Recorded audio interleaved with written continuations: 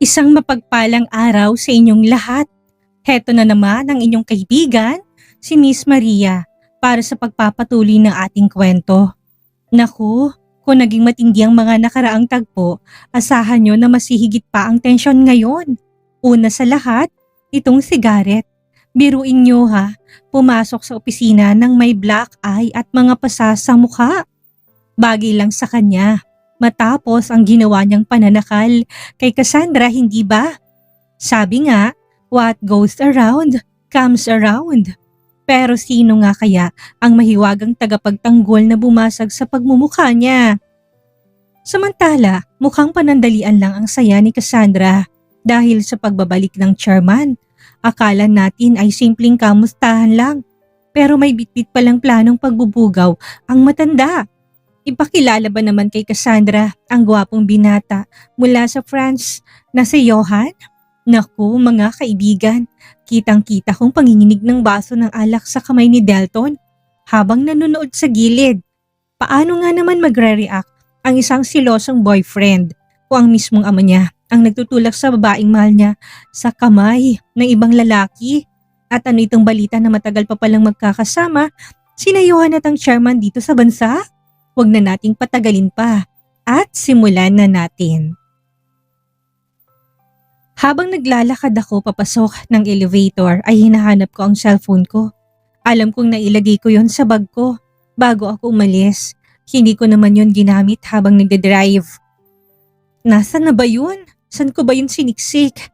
Nang makapako na ay nilabas ko na yon at nilagay sa bulsa ng bag ko. What the heck? Usal ko dahil sa gulat nang makita ko si Garrett. Hindi ko alam na siyang kasama ko dito sa loob. Napataas ang kilay ko nang makita kong pasa sa gilid ng labi niya at sa cheekbone niya. Anong nangyari sa'yo? Tanong ko sa kanya. Hindi ko alam kung matatawa ba ako, lalo na nang makita ko na may black eye din siya sa kabilang mata niya. Para siyang si Panda. Kulang na lang ng kulay sa kabilang mata niya. Huwag mo nang tanungin. Masungit niyang sagot kaya natawa ko sa kako napapailing. Napaaway ka ba? Mukhang nakaganti na pala ako eh. Gago ka. Anas ko sa kanya. Napabuntong hininga lang naman siya. Sino bang gumawa niyan sa kanya? Kung sino man siya, salamat sa kanya dahil nakaganti na rin ako dahil sa pananakal niya sa akin kahapon. Masakit yun ha? Are you sure that you are fine? Hindi mo ba matatakot yung mga katrabaho mo sa itsura mo? Pangaasar ko sa kanya. Shut up. Inis niyang wika kaya tinawanan ko siya. You deserve it anyway. Tingnan mo nga naman. What goes around comes around. Fuck you. May galit kong sambit sa kanya dahil hindi ko makakalimutan ang ginawa niya sa akin. I'm sorry for what I did to you yesterday. Nadala lang ako ng galit. I didn't mean to hurt you. Shit you! Kwento mo na lang sa pagong. Sagot ko saka ko lumabas nang bumakas na ang elevator pero hindi pa ako nakotento sa sinabi ko kaya hinarap ko ulit siya. Why don't you tell me kung sinong gumawa niyan sa'yo? He deserve an award from me. Makapagpasalamat man lang sa kabutihan niya. Dagdag ko pa, napapabuntong hininga lang naman siya. Dumiretso na ako sa office ko nang mangiti sa mga labi ko. Uupo pa lang sana ako nang biglang pumasok si Mami Dahlia. Mom, what are you doing here? Tanong ko sa kanya. Pabalik na ng bansa ang chairman and he wants to see you. Magpapa-welcome party kami sa pagdating niya kaya umaasa kong pupunta ka. Diretso niyang wika. 2 taon ko na rin hindi nakikita ang chairman. Napangiti ako sa katumango. Masaya ako na naalala pa rin ako ng chairman. Sige po, pupunta ako. Kailan po ba? Bukas ng gabi. Biglaan yung uwi niya kaya nabigla rin kami. Alam niya na nakabalik ka na ng bansa. Alam niya rin na dito ka nagtatrabaho. Gusto ko niya sanang tawagan pero masyadong hectic ang schedule niya. Kaya nang tumawag siya kay Daddy Anton mo, pinasabi na lang niya sa amin na ikaw ang gusto niyang makita. Tumango na lang ako. Pupunta po ako. Just message me na lang po yung location. Sa mansion lang din naman gaganapin. Sa hardin, may mga bisita rin siyang paparating kaya maghahanda rin kami. Napatango-tango na lang ako. Ipapasundo na lang kita kay Dalton bukas ha. Napalunok ako. Hindi ko alam kung may alam ba siya tungkol sa amin o kung talagang nagkakataon lang. Sige po, sagot ko. Lumabas din siya naman kaagad pagkatapos niyang sabihin ang pakay niya. Napabuntong hininga ako. May gusto kayang sabihin ng chairman? Siguro naman ay gusto niya lang mga musta, lalo na't na maghiwalay kami ni Garrett ay hindi na rin kami nagkita. Napapahilot na lang ako sa sentido ko. Paano ako magkakaroon ng lakas ng loob na aminin sa kanila ang relasyon namin ni Delton kung ganito nila ako tratuhin, lalo na ng chairman na siyang ama ni Delton? Paano kung magalit siya sa akin dahil sa dinami-dami ng lalaki ay ang bunso pa niyang anak ang pinili kong mahalin? I'm sure hindi niya bibigyan ng blessing ang relasyon namin.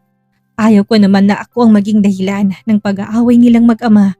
Mahalaga rin sa akin si chairman dahil talagang itinuturing niya ako na parang tunay niyang apo. Ang hirap naman talaga ng ganito. Nagmahal nga ako ulit pero complicated naman. Kapag nagpakasal kami ni Delton, habang buhay pa rin ako maitatali kay Garrett dahil magkadugo sila ni Delton. Napapasandal na lang ako sa upuan, saka ako napatulala sa kisame. Hindi ko na alam ang gagawin ko. I really love Delton. Gusto ko sarili ko naman ang piliin ko pero paano ko gagawin yun nang walang sinasaktang ibang tao? This is so frustrating. Tinuon ko na lang ang atensyon at oras ko sa pagde-design para hindi ko yun maisip. Araw-araw na lang na magulo ang isip ko. Pagdating ko ng penthouse ay nandun na si Delton.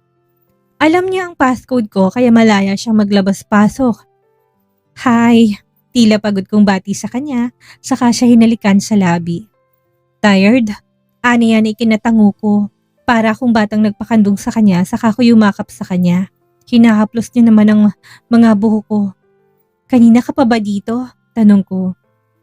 Nauna lang ako ng 1 oras o kalahati para masiguro ko na walang nakamasid sa akin. Sagot niya. Nanatili naman ako sa pwesto ko. Nasabi na ba sa'yo ni Ate Dahlia na susunduin kita bukas para sa welcome party ni Daddy? Kumalas naman na ako sa pagkakayakap sa kanya, saka siya tinignan. Sa tuwing ikaw ang binabanggit ni Mommy Dahlia, kapag nag-uusap kami, palagi na lang akong kinakabahan. Sa tingin mo, anong magiging reaksyon nila kapag nalaman nilang tungkol sa ating dalawa? Tanong ko, napaisip naman si Delton. Huwag mo nang sagutin. Alam ko namang magagalit sila at madidisappoint sa atin, lalo na sa akin. Paano ko kakausapin ng chairman ko sakaling nalaman niya ng tungkol sa atin? Natatakot ako na sirain ang tiwala niya sa akin. Ibig bang sabihin yan, wala ka nang balak na sabihin sa kanila o pipiliin mo na lang na baliwalain ang nararamdaman natin para sa isa't isa? Hindi naman sa ganoon. Kapag naiisip ko lang kasi na magagalit sila sa akin, nawawalan ako ng lakas. Gusto ko rin naman na ipaglaban natin ang relasyon natin. Sa ngayon kasi, hindi pa ako handa. I hope you're okay with that. Iniisip ko lang naman ang kalusugan ng chairman. Paano kung dahil sa matinding galit niya, sa atin ay biglang bumagsak ang kalusugan niya? I'm sure you don't want that to happen. Napabuntong hininga naman siya sa kanya ako hinapit sa bewang kahit na nakakandong na ako sa mga binti niya. Hayaan mo na ako nang bahalang magpaliwanag sa kanya. Aakuin kong lahat. Sasabihin kong ako ang nagpumilit. Wala kang sasabihin sa kanila. Hindi mo kailangang magpaliwanag dahil ako naman ang nagpumilit na ilaban natin to. Sagot niya, tipid na lang ako ng ngumiti. Ang hirap din pala ng ganitong sitwasyon. Kailangan mong itagot, kailangan mo pang magpaliwanag sa mga tao na kapaligid sa inyo.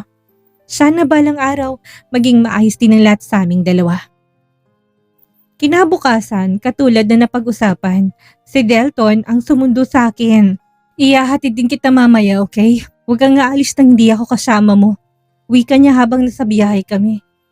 Oo naman, kanino pa ba ako magpapahatid kung hindi sa'yo? Ayaw ko naman kung yung pamangkin mong baliw ang maghahatid sa akin. Magta-taxi na lang ako kung ganon. Natawa naman siya sa sinabi ko. Ang lalim ng galit mo sa kanya ha. Mapang-asar niyang saad. Sinong hindi magagalit sa kanya? Hindi ko makakalimutan yung ginawa niya sa akin. Pero alam mo, nang makita ko siya na may mga pasa sa mukha, nasabi ko na talaga sa pagmumukha niya na deserve niya yun. Kung nasabi niya lang sana kung sinong bumugbog sa kanya, binigyan ko sana yun ng award. Bakas pa rin ang galit sa tinig ko. Anong award naman ang ibibigay mo kung sakaling malaman mo? Kuryoso niyang tanong, napaisip naman ako. Ano nga bang ibibigay ko? Kahit na ano, kahit na anong hilingin niya. Sagot ko na bahagya niyang kinatawa kaya nilingon ko siya. Hindi ako nagbibiro, dagdag ko pa. Paano kung hilingin niya na makasama ka ng isang gabi? Ibibigay mo? Natahimik naman ako sa sinabi niya. Siyempre, ipapaliwanag ko sa kanya na hindi kasama ng katawan ko sa prize. Sagot ko naman, napapailing lang siya habang tumatawa. Ginagawa niyang biro yun.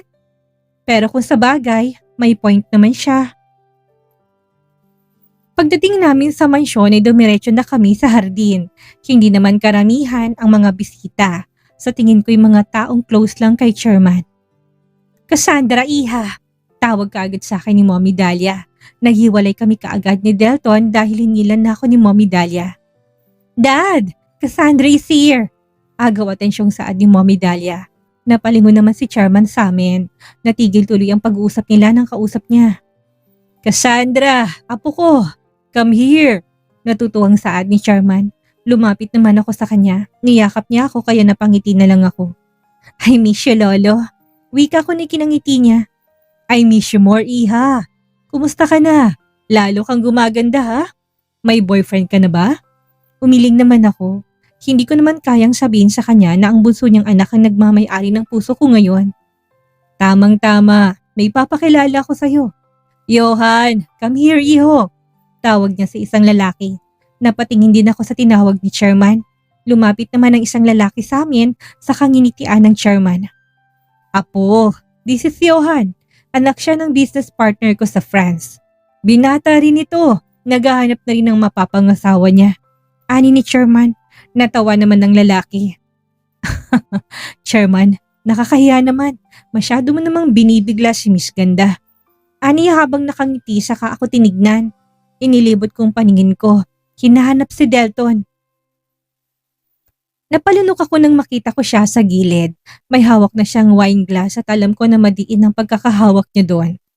Johan, this is my granddaughter.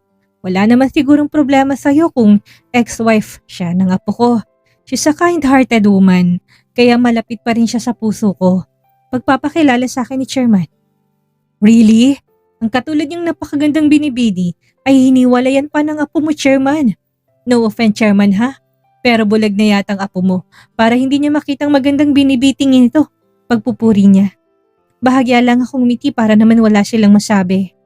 Dad, bahagya ako nagulat nang biglang lumitaw sa harap ko si Delton. Nakaharang na siya sa amin ni Johan. Delton, iho, mabutit nakapunta ka rin. Kumusta ka na? Nakahinga ko ng maluwag ng mabaling sa kanilang atensyon. Don't worry about me, Dad. Ang kalusugan yung alalahanin niyo. Masyado na kayo matanda para magpabalik-balik pa ng ibang bansa. Kailan ka ba mag-for good dito? Hindi ko pa alam, iho. Pero wag kang mag-alala sa akin dahil kaya ko pa naman. Usa naman akong titigil kapag hindi ko na talaga kaya. Nalaman ko na ikaw palang president at owner ng Lux Lane. Why didn't you tell me about it? Anyway, I'm so proud of you, anak. You really did it.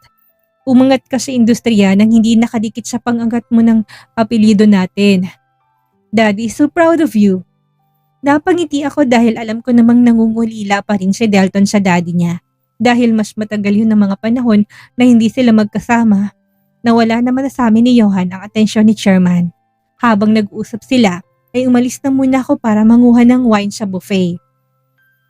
Cassandra, right? Napatingin ako sa gilid ko sa nagsalita. Hindi ko alam na sumunod pala sa akin si Johan.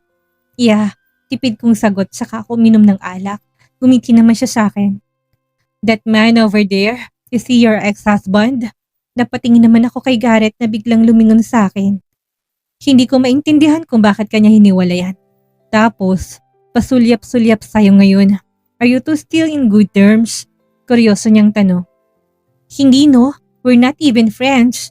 Napapangiti na lang siya sa akin. Mukhang malalim ang galit mo sa kanya ha. Tipid lang akong ngumiti sa kanya. Nang mapatingin ako kay Delton ay muntik pa ako masamit sa iniinam ko. Dahil nakatingin na siya sa amin ni Johan. Let's go back there. Anas ko kay Johan. Hindi ko na hinintay ang sagot niya dahil nauna na ako na naglakad pabalik sa pwesto nila. Nagpatuloy ang welcome party. Sabay-sabay kaming kumain ng dinner. Uminom ng konting alak habang nag-uusap-usap pa rin sila about sa business. Akala ko hindi na may babalik sa amin ni Johan ang atensyon pero nagkakamali ako.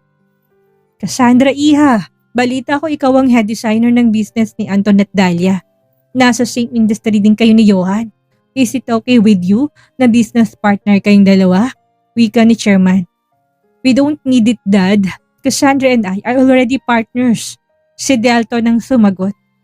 Oh, I heard about that. Hindi ba't mas maganda kung tatlo kayong magsasama-sama? Napapalunok na lang ako dahil hindi ko alam ang isasagot ko. Hindi ko na namalayan na napaparami na ang inom ko ng alak dahil sa kaba. Alam kong hindi nagugustuhan ni Delton ang mga sinasabi ni Chairman. Pangiti-ngiti na lang ako habang nag-usap-usap sila. Nang matapos ang welcome party, akala ko makakahinga na ako ng maluwag pero muli kaming tinawag ni Chairman. Cassandra, si Johan na maghahatid sa'yo para naman makilala niyong isa't isa at makapag-usap din kayo ng solo. You don't mind that, right? Pareho naman kayong single. Saad pa ni Chairman. Akala ko pa naman tapos na pero may pahabol pa pala. Sana kainin na lang ako ng lupa. Hindi na ako makatingin kay Delton dahil alam kong kanina pa siya nagtitimpi. Dad, ako na maghahatid kay Cassandra. Akong sumundo sa kanya kaya ako na rin ang maghahatid. I'm sure she's not comfortable with other man. Si Delton ulit ang sumagot. I know Johan. Don't worry Delton. Alam ko namang iingatan ni Johan si Cassandra hanggang sa makauwi. Pareho naman silang single. Baka sakaling may ma-develop na feelings between them. Hindi ko na kailangan mag-alala kay Cassandra. I want to make sure na nasa mabuting mga kamay si Cassandra. Ani pa ni Chairman? Chairman, thank you po sa pag-aalala mo para sa akin pero sa tingin ko nakakahiya naman kay Johan na magpapahatid ako sa kanya. Okay na po ko si Uncle Delton na maghahatid sa akin. Sagot ko na rin. Wala namang problema sa akin Cassandra kung ihahatid kita. Si Johan naman ang sumagot. Palihim na lang ako napangitngit na mga ngipin. Oh, see? Wala namang problema sa kanya. O siya, sige na't gabi na rin. Umalis na kayong dalawa. Delton, maiwan ka pa. I need to talk to you. Napatingin ako kay Delton, nagbabaka sakali na may magawa pa siya dahil alam ko namang siya ang magagalit sa setup na ito. Sa huli wala kaming nagawa, tahimik lang ako habang nasa biyahe kami ni Johan. Paminsan-minsan ay nag-open siya ng topic at tipid lang ako na sumasagot sa kanya para hindi na humaba pa ang usapan naming dalawa. Pero hindi siya naubusan ng tanong hanggang sa makarating kami sa penthouse. Hindi mawala sa isip ko si Delton. Alam kong sa mga oras na to, nanggagalaitin na siya sa galit. Pakiramdam ko ay napakatagal ng biyahe dahil para bang kanina pa kami bumabiyahe ni Johan. Mabuti na lang at nakarating din kami. Is it okay to ask you? This is too personal. Wika naman ni Johan nang makapasok kami ng lobby. Tanging-tango lang naman ang isinagot ko sa kanya. Sinabi ko na hindi niya ako kailangang ihatid hanggang sa kwarto ko. Pero masyado siyang mapilit. Nasabi sa akin ni Chairman ng kapatid mo ang naging karelasyon ng dati mong asawa. Are you and your sister is okay? Napataas ang kilay ko pero hindi ko pinakita yon dahil nanatiling nasa unahan ng paningin ko. Bakit masyado siyang curious sa buhay ko? Sa tingin mo ba magiging maayos pang relasyon namin after what happened? Balik ko na tanong sa kanya. I'm sorry. Tanging sagot niya. Hinarap ko naman na siya nang makarating kami ng penthouse ko. Thank you sa paghatid, Johan. Mag-iingat ka sa pag-uwi. Hindi na kita mapapapasok sa loob dahil gusto ko na rin magpahinga. Sad ko ni kinatango niya naman. Good night, Cassandra. Tipid lang akong umiti sa kanya saka ako pumasok sa loob. Hindi ko na rin siya tiningnan pa. Nang makapasok ako ng kwarto ko ay pabagsak kong inihiga ang sarili ko sa kama.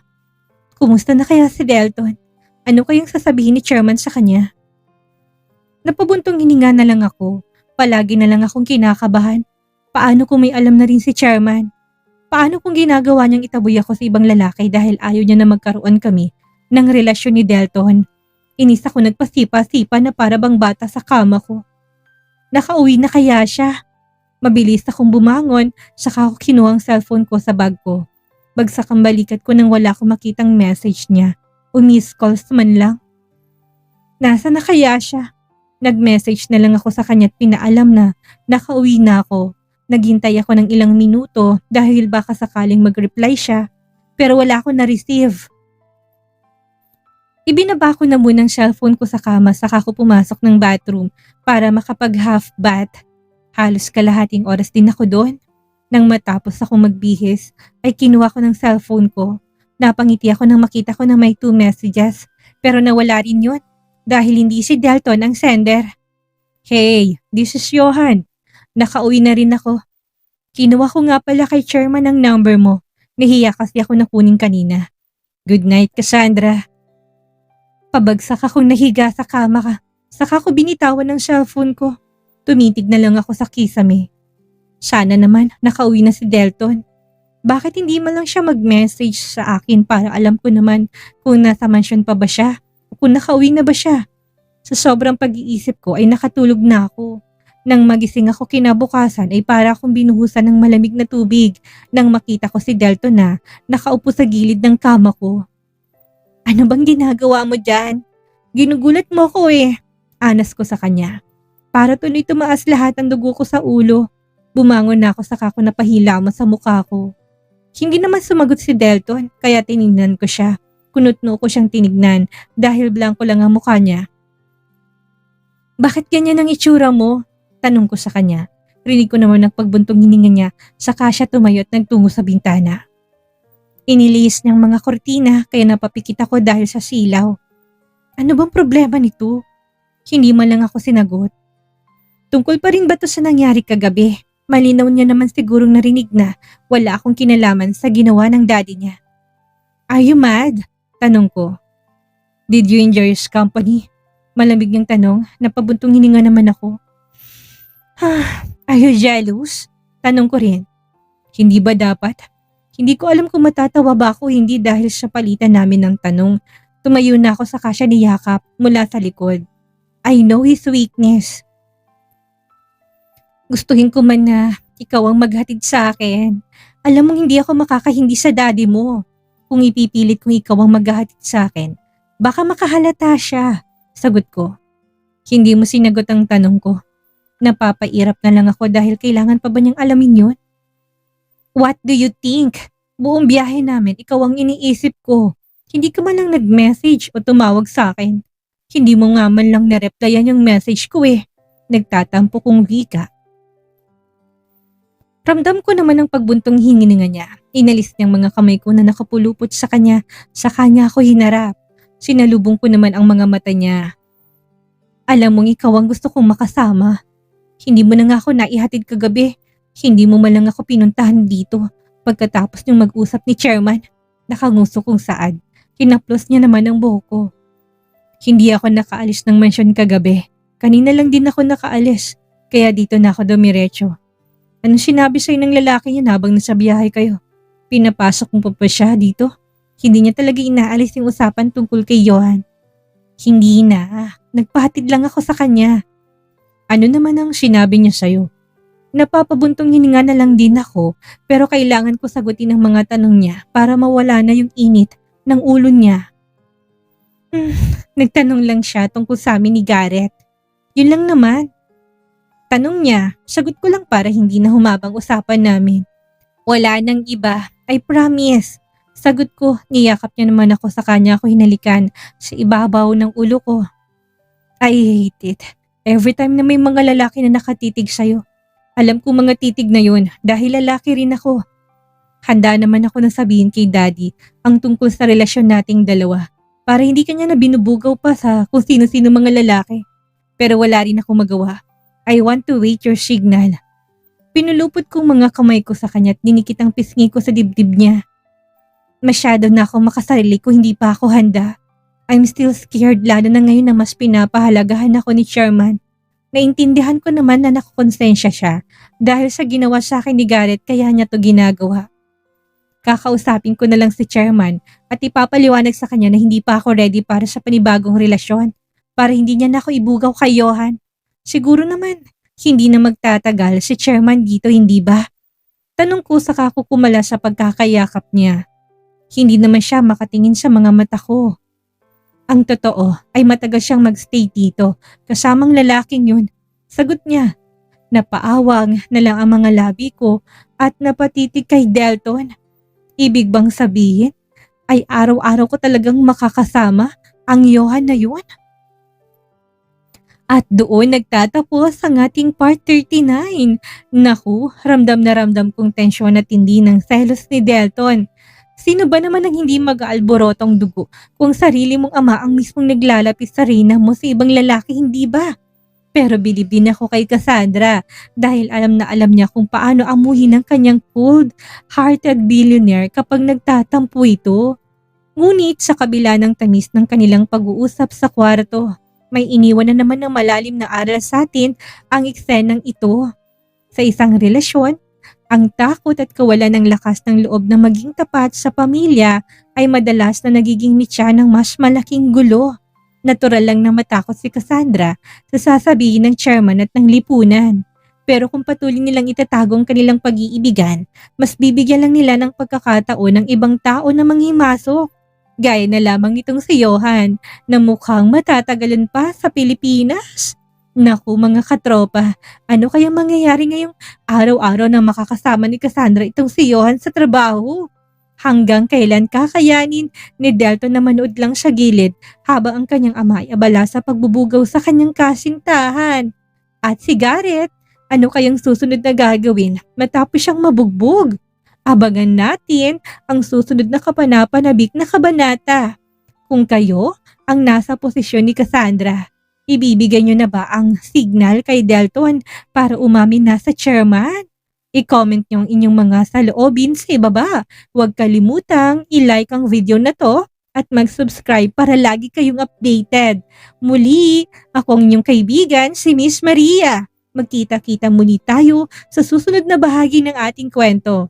Hanggang sa muli at mag-iingat po tayong lahat.